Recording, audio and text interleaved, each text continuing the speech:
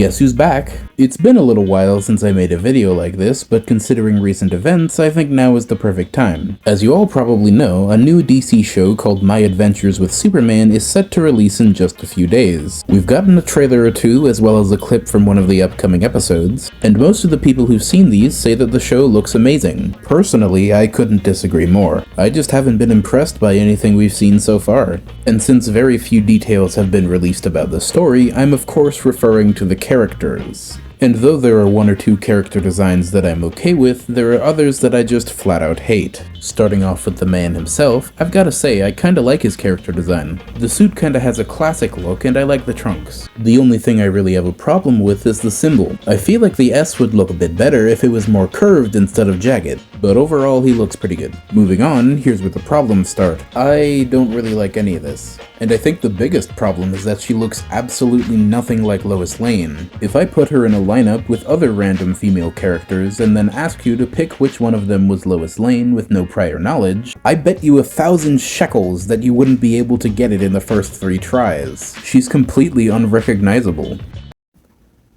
I don't even have to say anything about Jimmy, just add him to the list.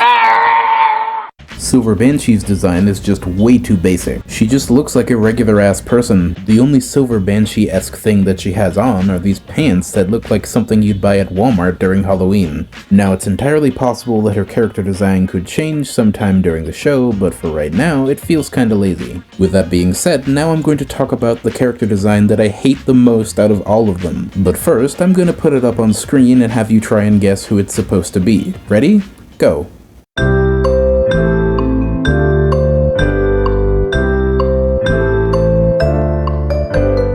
You guessed right, it's Mr. Mxyzptlk.